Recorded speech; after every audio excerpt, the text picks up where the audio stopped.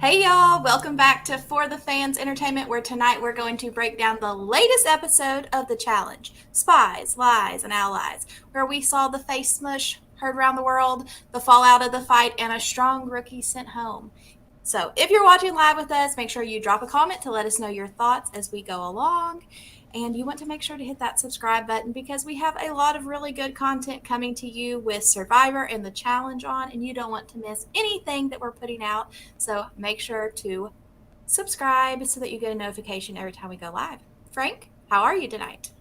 I'm wonderful. It's been a busy week, but I'm excited to. We're a little behind on the challenge recap, but we're getting it done. We don't want Yeah. to have the fans missing out. We know we have like 5 people that watch this religiously, so we want to make sure we deliver for them. We need to make sure that you're all, getting your fill of us for the entire week. We couldn't let this week go by. It's been a crazy week with Big Brother and Survivor and the challenge. It's like a great time to be a reality TV fan, but a busy week whenever we are trying to cover as much of this as possible. And, we always talk about like our draft, so there's just a lot going on. But it's been a fun week, and luckily, this was just an hour episode. It's kind of the conclusion of what we saw the previous week, and we get this fight that they've been teasing all season long between besties, Josh and Fessy. So, Frank, let's just get into the fight. Can we call it a fight? Yeah, it was just a big letdown. I feel like they put so much hype into this, Yeah. and then it was nothing. Yeah. It was I mean, 2 episodes wrapped up around this fight, and it's really. I'm happy that we've had Survivor and other content because this last episode and this one that we're covering tonight, I don't. I feel like nothing has happened. We haven't moved forward with the game. It's just been Big Brother Alliance drama and a couple challenges. yeah.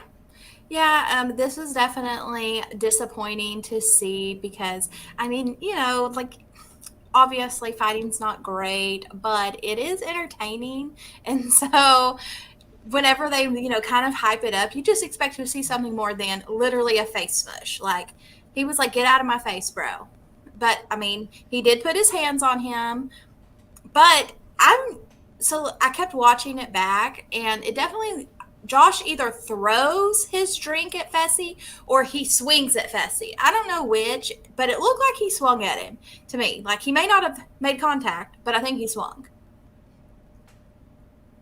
I'm just saying. I don't exactly know how throwing an object is any better than, like your hand pushing someone in the Yeah, face. But didn't he smash a glass too on the yeah, he ground? smashes it straight down later. But he definitely either throws his glass or he tries to like throw a punch. One way or another. Something, if you go back and you watch Josh's arm, he definitely does a swinging motion, whether it's a punch or throwing a drink. Yeah. I personally would rather be pushed on the chin than have someone smash a glass in the living room because what if I step on some glass later? Like I'm gonna be Right. Like paranoid this, all night walking around with my shoes on in my own damn house. not just for one night either. Like, Yeah. little shards of glass could be anywhere. Yeah, and if you cut your foot, then does Josh get sent home? Right, exactly. He's directly responsible for that. Or I mean, if somebody slips on the drink that Esther threw. Just saying. Like there's so many dangers here. But immediately after Fessy does his little face shove, we get Josh up on the table. You're not going to see a final. Taunting him. And like, this is what Josh is good at. We have seen this. This is his MO. It's nothing new. Just But near the pots and the pans. But I mean, this is like the type of elementary bullshit, but even as an adult, it gets under your skin and like it makes you want to pop him in the face even more. So Especially I when just think it's Fessy missed Josh. a good opportunity. That's all I'm saying. Yeah, if you're gonna get sent home, you might as well deliver a good one. Right.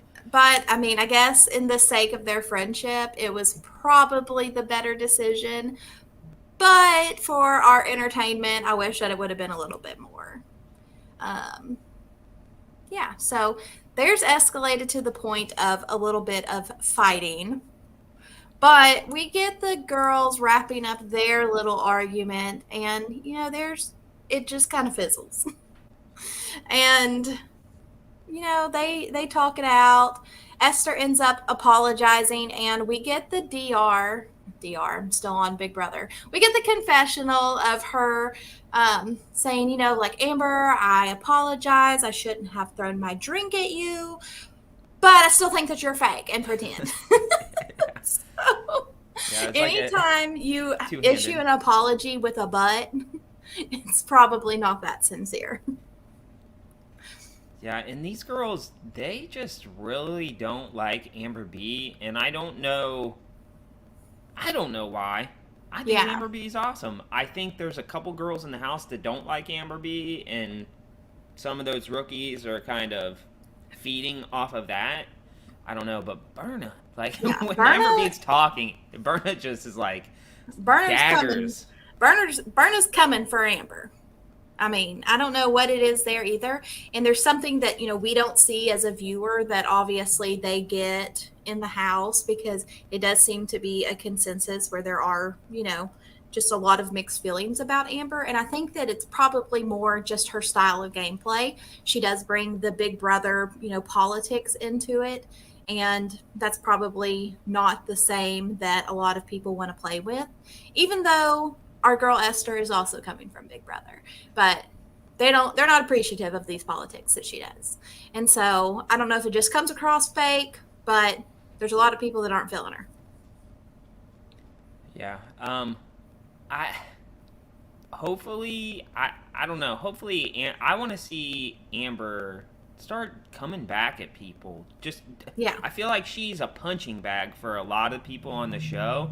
And I feel like she's done a little bit she's been a little more vocal this season, Yeah. but someone throws a drink in my face, I'm not going to be making up with them. Right. I might not come at them, but I'm not making up with them. Right, exactly. You need that money, so don't put your hands on them.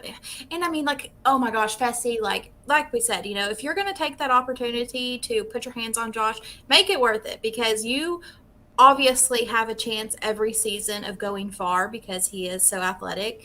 So for you to jeopardize that and then like not even get a good lick out of it is just kind of disrespectful, okay?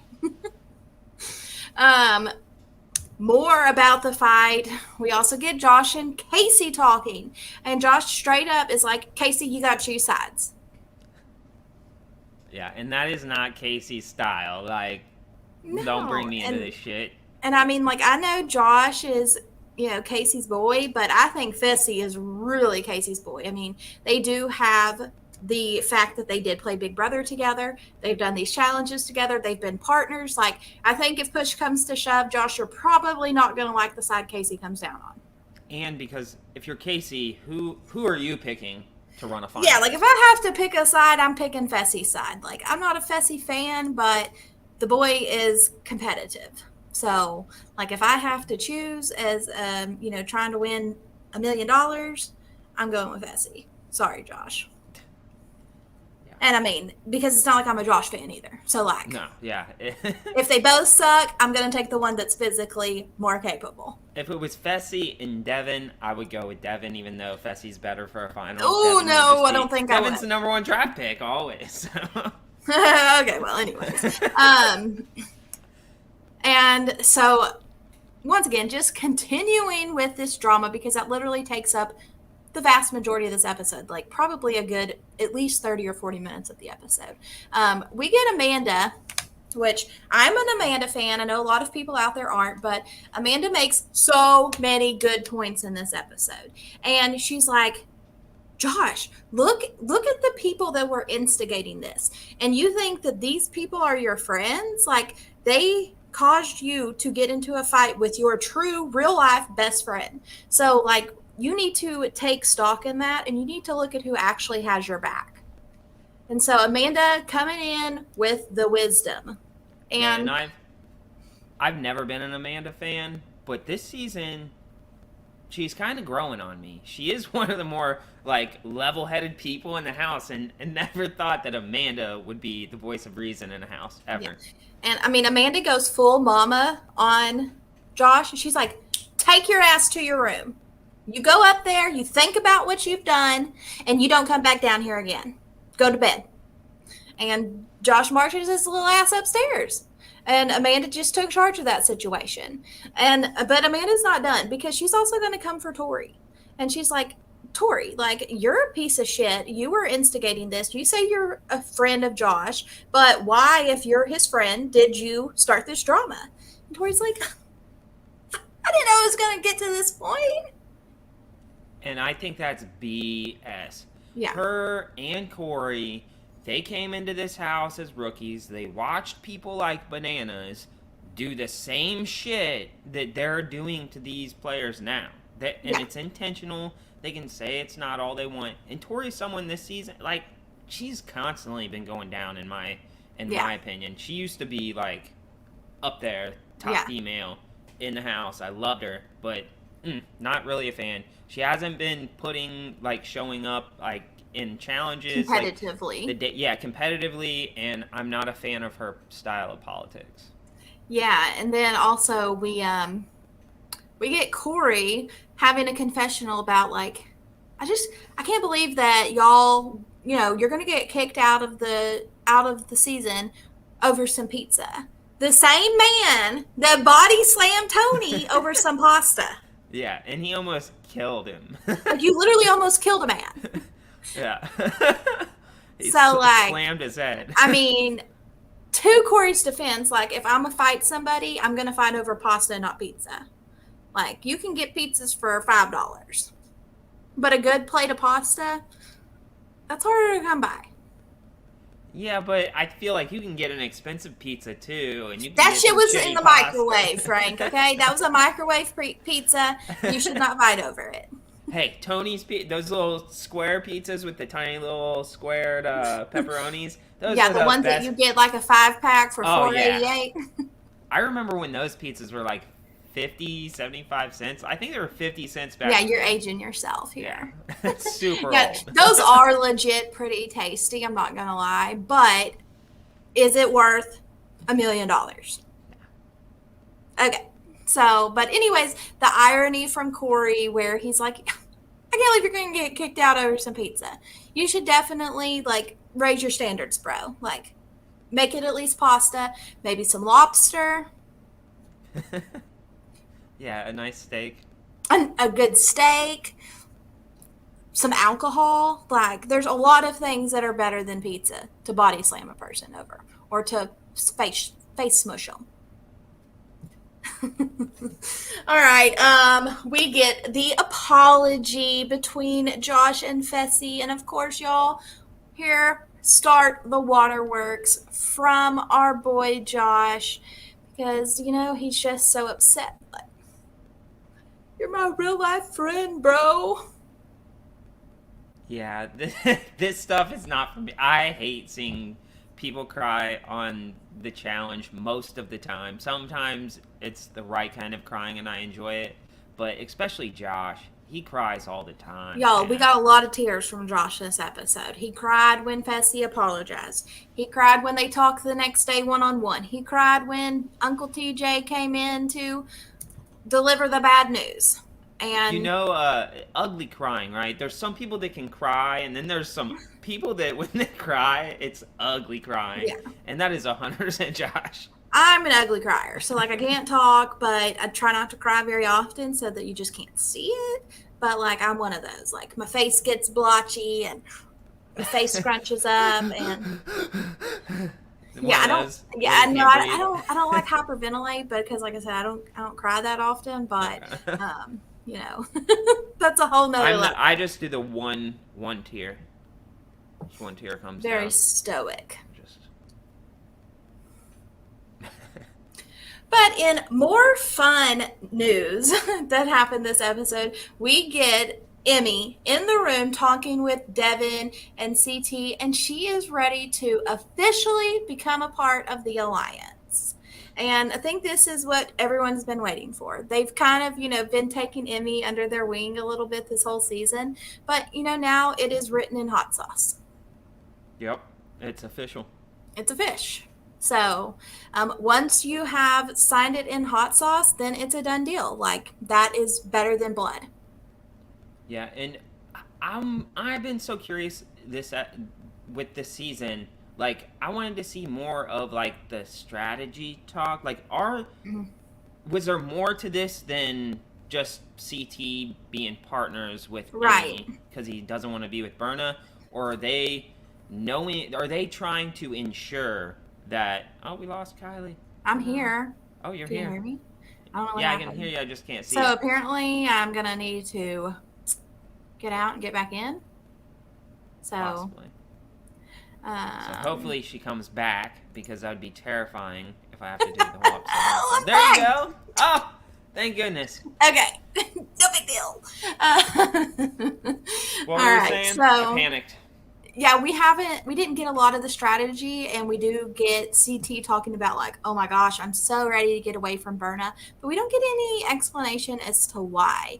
And it is a little confusing because Berna does seem to be a very, very strong competitor. So, like, what is it about her that makes CT, like, want to run? Well, I don't think that's the case. I think it's all the vets wanting this to be, if Emmy goes in, they know they're going to send her in. If she goes in and wins, they want her to maybe ensure that she doesn't pick one of the vet teams. You know what I mean? Yeah, But I mean, if I think that's that's the some of case, it, but then I I wish think they would show that. CT wants to be with Emmy though, and not Berna. Like, I think he has been vibing with Emmy the whole season. You know, we've gotten to see a lot of their, you know, kind of budding friendship and Uncle CT. So, like, I think this has been in the works for a while, and so I think he was genuinely happy to get Emmy. But while Emmy is talking, we get this flashback of Berna pulling Emmy aside, being like, apparently, y'all, Berna tells Emmy, you're not an alien, and God loves you. So don't take Uncle CT. Okay? Don't do it. And Emmy's like, you got it. I won't. I mean, what do you do in that situation? You don't have any choice but to be like, yeah, no, I definitely won't take him. Yeah, God loves you. You better not take CT. Yeah. I am being nice to you, and I'm telling you, you're not an alien, so don't take my partner, okay? Or else you are an alien, and I'm going to bully you. And I'll stick Jesus on you. Like, oh, That's a really, weird approach. Yeah, it was an interesting approach, and we don't get this confessional from Berna about what she actually said to Emmy until the end, when she does in fact still CT. But like, seeing the flashback of Emmy and Berna's conversation, and then knowing what's going to happen, and Berna's confessional at the end of, like, I told her she is not an alien and that Jesus loves her, and then she took my partner. Like, it's just cold-blooded right there from Emmy. Let's talk a little bit about Josh and Fessie's sit-down talk the next day after the fight, while they're waiting for TJ to come. And, you know, this is just, it's going to pull at your heartstrings, y'all. Basically, Josh is jealous of Fessie. Like, I've never made it to a final, and you've made it to a final, and you're, like, so good looking, and, like, your life has been so easy, and da-da-da-da-da. I'm jealous of you. And Fessie's like, well, I've never won a show before, and you've won Big Brother. I'm jealous of you. And I'm like, this is why they're friends, y'all. They're perfect for each other. They're both big idiots. You complete me. So dumb. I'm basically a loser, and you're a loser. So together we make a big-ass loser. Yeah, that was a sop fest. I was puking. It was disgusting. Yeah. So we do finally get the dreaded moment of TJ visiting the house, and this is definitely a situation of Josh must have seen the shaft in the shower. The Fessie shaft, y'all. That was one of the things he's probably jealous of, is the shaft as well. That may be part of the jealousy. So when TJ comes and visits the house, he is seriously like a principal. And everybody is standing there like the school kids, and TJ's like, it's never good when I come. Never. And I am so disappointed in you. And he calls them out one by one. Esther, you know what? You've had some good moments, but this was bad. But you can take this as a warning. Josh, you better calm down. You are embarrassing yourself. I'm disappointed in you. Yeah, you had Amanda's mom and TJ came in as dad with Josh right Yeah. there. Like. And Fessy, you put your hands on somebody, and that is never tolerated. You have been deactivated. And then his follow up, get your asses down there, or I'm gonna put someone in for you. Yeah. So, wham bam, thank you, ma'am. He's done his thing, and he is bouncing out of here. And with just the shocked faces, y'all, none of them saw this coming, even though they sat around all day waiting for TJ to come, knowing that Fessy was getting kicked out of the house. So, Josh is bawling once again. Esther's crying. Fessy, you've been a great partner. You've been so supportive of me. Go ask other people, because that's not how Fessy was last season. Is that the point in time when Josh yelled out, everybody put, or was that earlier? When he yelled out, put Esther and Fessy in, and then he comes back and he's like, Yeah. not Esther. Like, I forgot I was making out with her for a hot minute. Damn it, I forgot that she was my girlfriend. She actually kissed me. Don't put her name down. I made a mistake. Ah, damn it. So, anyways, we get to the deliberation, and Corey and Tori, they take this moment to just apologize. Like, we didn't mean for it to get to this point. Like, we just thought it was funny. Like, I'm sorry. You know, when you go and get Josh, this is the point it's going to get to. Josh only has 2 modes, and that's 0 and 100. So, when you went to get him, there was no doubt what was going to happen. Yeah, there were people telling him. Devin told him, don't do it. And so, they both they want to take this time to apologize. You only have 20 minutes. And so your boy Devin steps in and he's like, look, he got taken out of the game. He's not dead. So it's okay, y'all. Like, you're going to see him when we get back to the States. So just calm down. Let's move on. Let's have a deliberation.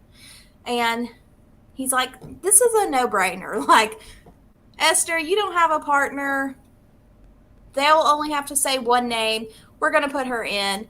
And Esther's pretty much okay with it, because this is how these rookies are. They don't offer any type of counter push to them getting put down there. The only ones that we saw try to keep themselves out of an elimination were Michelle and Corey. And they tried very, very hard, but they kept getting put down there. But Esther's like, yeah, you know what? I'd rather be able to control who I'm going to get to pick. So sure, just put me in.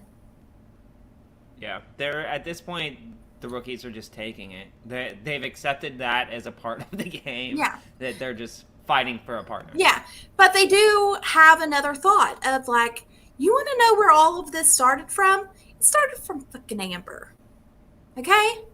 Amber is a pretender. Okay? And she is fake. She's the one that started all of this, getting pissed over the pizza, even though she just wanted to get pissed. But she's not getting any backlash. Like, nobody's mad at her about this. So why don't we put her in? And Amber's like, hold up. I've already been in an elimination. So therefore I shouldn't have to go in another one. What do you think? I don't think she should have to go back in. Plus, I think it's dumb. It's dumb. Just go after the rookies. It's always the best move. You don't want to be the first person that takes a shot at the vets. You just don't. There's still so much game to play. I think Amber B is the worst thing, especially because Casey just lost Fessy. So she may not be her first choice in Alliance, but she is in an Alliance, so she might as well work with her.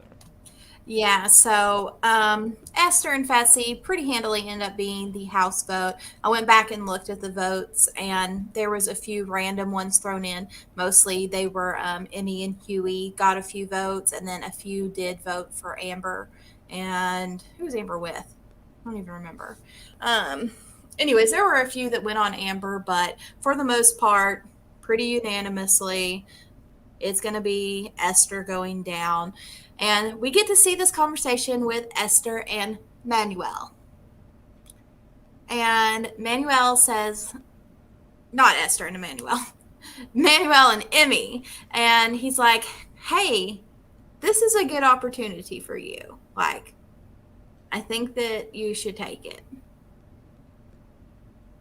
And Emmy's like, I think I can go in and beat her, but like I'm a little worried. Like, what if it's not something physical?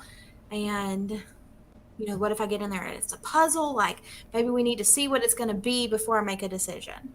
So, if you're Emmy, do you want to be sent in against Esther? I think Emmy can potentially beat any rookie female that's in the house. I Yeah, think Berna in a physical competition could give her a run for her money, but I think Emmy would probably be hurting in a puzzle, but Emmy's with Huey. She's gonna have to eventually go in anyways. yeah, Might as well go in when it's you only have to worry about the female.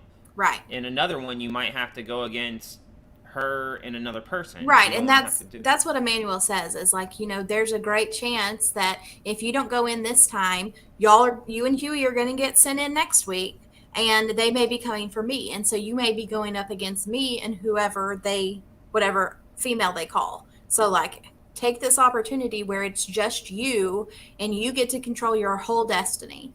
And Casey and Emmanuel talk, and Casey's like, I don't think we give her the choice. Like, don't let her see what it is because she's going to get in there and she's going to change her mind. Let's just say her name. And so we get to the lair and it's a hall brawl. But it's not a hall brawl. It's a rage cage. So, what do you think about this twist on the hall brawl? I'm. I don't like it. I don't like it at all. If it was someone my side, like Ed versus Theo, Yeah. that's Theo would just be like, "Ding!" Ed has to climb the scale of the whole thing. It's like two challenges for Ed. I don't like it. I like the old style with the bell on the end. You have Yeah. to hit, run through, ding. Yeah, like I just feel like this is an unnecessary addition. And plus I just kind of like the sound of them like smacking up against the plexiglass. Like that just adds another like, oh, this is so brutal. And so, I mean, kind of an unnecessary twist. It would have been more interesting, I guess, if we also could have had the male side of it in there too and not just the female side to see if it would have still just been, I don't know.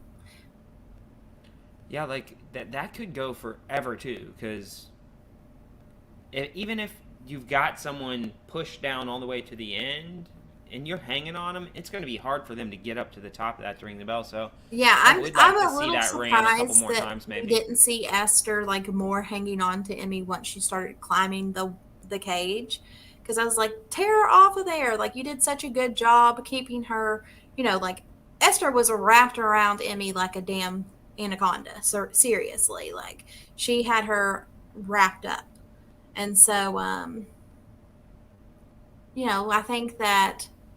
I think that this was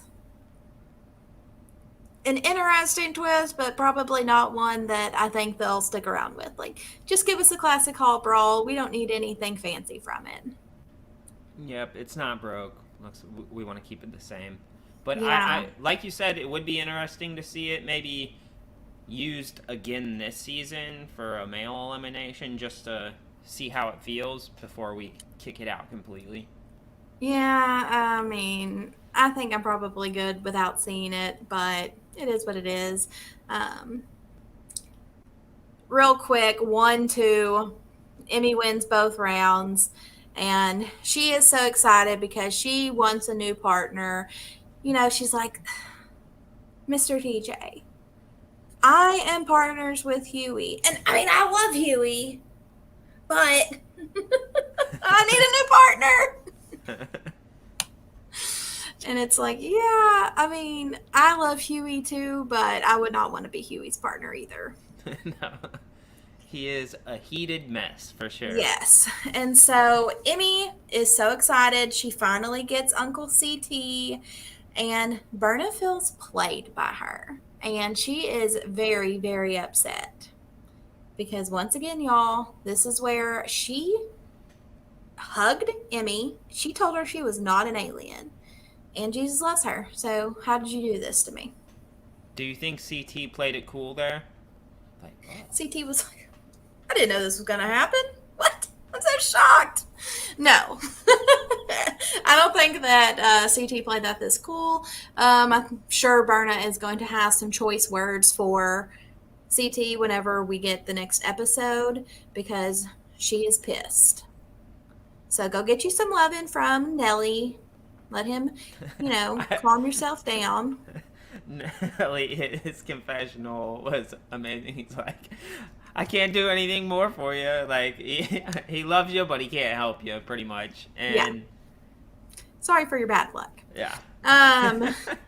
And so Emmy and CT, you're the new team, and Berna and Huey are a new team, and I just do not see this duo doing well. And when Berna gets, when Berna gets down there, TJ's like, Berna, you look kind of upset. Like, what are your thoughts? And Berna's like, I was taken advantage of, and I'm coming for you, Emmy. And Emmy's like, oh, well then, you're going to have to go through Uncle CT, okay, girl? And the rest of the vets are like, a couple more days off. Yeah, but Emmy responds to Berna with the perfect response. She said, who are you cheering for just then? And Berna's like, well, I was cheering for Esther. And Emmy's like, okay, thanks. You're not a real friend then. Like, how are you pissed at me for taking your partner when you were rooting for me to go home? Like, tit for tat. Sorry. So, yeah. I'm with you, Emmy. I think you made the right decision, and I'm here for this new partnership. Yeah, I think it's going to be fun. I think the viewers will enjoy it. I think they're going to be having a blast. It's going to be interesting to see. Do you think they're going to be like a strong team? Yeah, I think they are going to be a strong team. And, last season we see a CT win with Amber.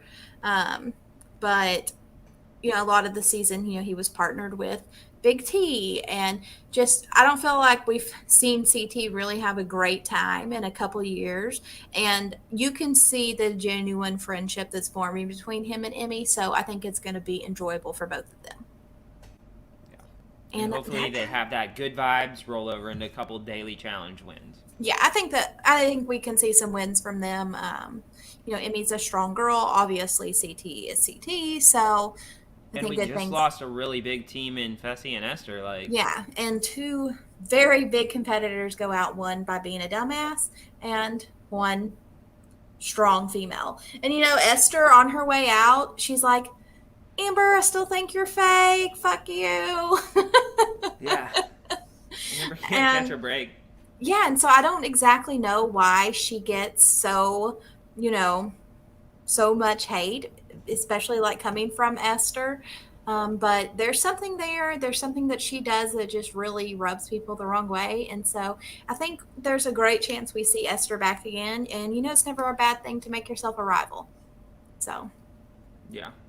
And that's something the fans want really bad is another rival season. So it's going to definitely going to happen. Yeah, so that pretty much wraps up this episode. It was only an hour. So much of this has been, building up for the entire season. And finally, it has come to fruition. A little disappointing on the epicness of this fight. Frank, do you want to do our awards? I don't know how many of them we can give, but let's try. Yeah, we'll try. Who do you got for best confessional? Best confessional, probably Esther's apology of, I'm sorry, Amber, I shouldn't have thrown that drink on you, but I still think you're fake and pretend. Yeah, the two-sided there, and I love that. Nothing else really stood out for me on confessionals. Yeah. That one really didn't even stand out to me. I feel like every other week I've had a couple that are just like, that's gold. But maybe we won't get as many since Gabo's gone. So Comp Beast would be our next award. any Gotta count give it beast to league. Emmy. Yeah. I mean, she dominated Esther in this. Poor little Esther didn't have a chance against Emmy. She ran her over, and go Emmy. We're Team Yeah, Emmy here. and that's really the only matchup we had. Yeah, it's the Those only two. competition we Yeah. have. And then we got our Playmaker award. I have one that would maybe get the Playmaker. I would Okay, let's hear say it. CT in that room trying to get Emmy to pick him as a partner if she wants. You know, sign in the hot sauce and let's get this official, girl. So, I mean, I probably would have said CT too. This episode really genuinely revolved around the Josh and Fessy fight and the Emmy and CT teaming up. So, Josh, you don't get the playmaker because this was not a good move for you. You lost your best friend, you lost an alliance member. So, you get the clown award. Oh, that is gonna be something we start doing We should for definitely sure. have a clown one. Definitely need a clown award. Biggest beef would be the next one. I don't even want to acknowledge this one again. We're not gonna give an award out because we're over that fight. And let's get a new one. It can't be beef when the next day you're doing like a circle jerk, okay? Yeah. Like, if we're gonna give that award, let's give it to Emmy and Berna because that's gonna turn into yeah, that one more. may be lasting for a few more episodes, not Fessy and Josh when they're kissing each other's ass 5 minutes later. So no, y'all don't get it. If Rookie you've got of the any, week? huh? Rookie of the week, Emmy. Emmy. Yeah. Emmy's our girl. We're big fans, so let's just give her all the praise. We do get this. The biggest beef is Bettina and camera time. Poor Bettina. Every once in a while, they just are like, "Oh yeah, y'all remember this girl with the laugh? We're just gonna drop her in here, just so you don't forget that she's here." One thing that is a little bit curious to me is since we have our drafts, I score these episodes, and so I do like confessional counts. Priscilla has been a pretty big narrator for someone that has no storyline. And so I'm like, what is the deal here? Because they obviously like what they're getting from her. And I don't know, is she going to be a bigger part as the season goes along or what? I'm loving her because she's on my fantasy team and she only costs 100. So every time she gets that one confessional every episode, I'm like, no, she doesn't even get one. Like, Bettina gets one, but I mean, Priscilla got like 8 confessionals last episode. And it's like, what? Okay, well, good for you. Not 8 confessionals, like 4 confessionals, 8 points. But I mean, that's a lot for somebody that's not involved in the story. So good for her. Dragon Monkey is very, very proud of Devin and Kyle for the first time in their lives, sitting back, and they're not the instigators here, y'all. Yeah, I say cut it out. Let's get them. I would much rather hear Devin and Kyle than Josh and Fessy every day of the week. Yeah, they're so entertaining, and I need Kyle to be more involved so that he's on the screen more because he's hella entertaining. Yeah, they're more witty with their banter than. Yeah, I mean, Corey's boring. Like, I mean, I'm not saying that old married people with kids are boring because I mean, I'm an old married person with kids, but on the challenge, they kind of reach that point of maturity where they're not fun anymore. And Corey's gotten to that point. Like, he doesn't have the hookups, he doesn't have the fights, he's just there for his kids. Like, he never wins. He doesn't win. It's played out. Like, I'm kind of over Corey. He's a great guy, but he's a better guy now than he was. Right, but he's not better television. Yeah, so, definitely. Yeah. Anything else, Frank, about this episode of the challenge? Anything in the preview that you saw? It's been a couple days since I watched. I can't even remember what was on the preview. Yeah, same. Nothing stood out on the preview. It'll just be a surprise to us. I'm ready. All right, more progress. Yeah. Coming up on For the Fans Entertainment, like I said, we will be having coverage for the challenge for the rest of the season. And then also, we are trying to cover as much about Survivor as we possibly can. So we have 2 episodes that we're going to be putting out every week. The first one will be our recap episodes that are going to be shortly following the episodes on Wednesday nights. This week, we will be live 10-15 minutes after the episode airs. We should have a special guest of a past alumni from Survivor.